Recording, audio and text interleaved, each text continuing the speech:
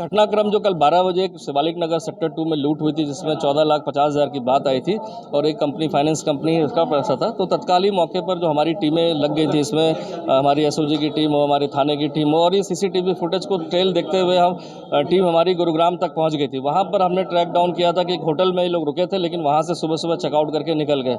Mean time इसमें जो हमारा राहुल त्यागी था, जिसमें हमें शक था, जिसने सूचना देने में विलम्ब किया, हमारी महिला कांस्टेबल जिसको पहले जो ड्यूटी पर थी उसको गुमराह करके गलत सूचना दी, जिसके कारण 40 से 45 मिनट निकल गए और अभियुक्त को भागने में सफलता मिली।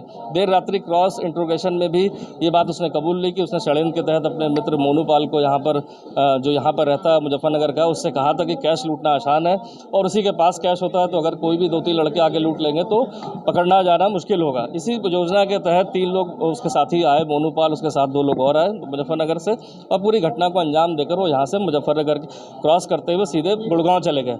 चूँकि गुड़गांव जाने के बाद किन परिस्थितियों में ये वापस मुजफ्फरनगर पहुंचे, इसके भी बारे में पूछताछ की जा रही है, लेकिन समस्त माल में से 13,90,000 बरामद कर लिया है। और इस पूछताछ में राहुल त्यागी की पूरी संलिप्तता है, जो अभी 5 माह पहले ही एम्प्लॉयमेंट पर रखा गया था।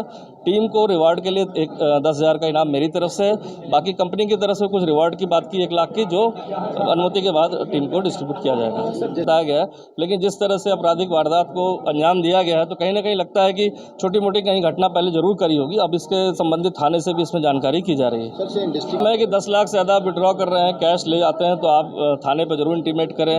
और इतना बड़ा कैश का ट्रांजैक्शन आप रोज कर रहे हैं, तो कहीं ना कहीं आपको सिक्योरिटी गार्ड रखना चाहिए, गाड़ी होनी चाहिए जिसमें आप कैश का आदान प्रदान करें।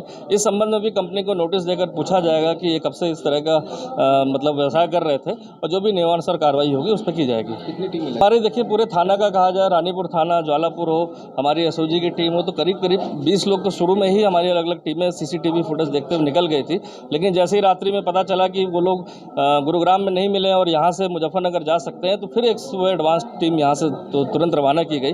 तो देखा जाए 40 से 50 लोग हमारे कर्मचारी लगातार कल से जो लगे थे, जो अभी लेकर अभियुक्त को आए हैं। चैलेंज था, चूंकि हमें भी लग रहा था कि इस तरह दिन दहाड़े शहर के बीच में घटना करके और बॉर्डर क्रॉस कर जाए इतनी जगह से, तो ये हमारे लिए भी एक आश्चर्यजनक बात थी। लेकिन जिस तरह से उन्होंने सूचना देने में पहले 10 मिनट तो पीछा करने की बात बताई, फिर एक गलत सूचना राहुल त्यागी जो षड्यंत्र में था उसके द्वारा दी गई, और जब पुलिस पहुंची तो उसको पूरी बात बताने में उसने टाइम लिया। तो घटना के 40-45 मिनट के बाद जो उसने गुमराह किया, जिससे अभियुक्त वहाँ से बॉर्डर क्रॉस कर जाए, और ये सनसनीखेज बात थी, चूँकि यहाँ इतने इंडस्ट्रीज़ हैं, इतने व्यापारी हैं, लाखों का ट्रांजैक्शन होता है, तो इस तरह की घटना में सही में दहशत का माहौल बन जाता अगर इनको गिरफ्तारी ना की जाती। तो असला भी बरामद नहीं हुआ, चूँकि एक कोई असला लेकर आए भी नहीं थे और सीधे धक्का देकर मोटरसाइकिल से बैग छीन के चले गए थे।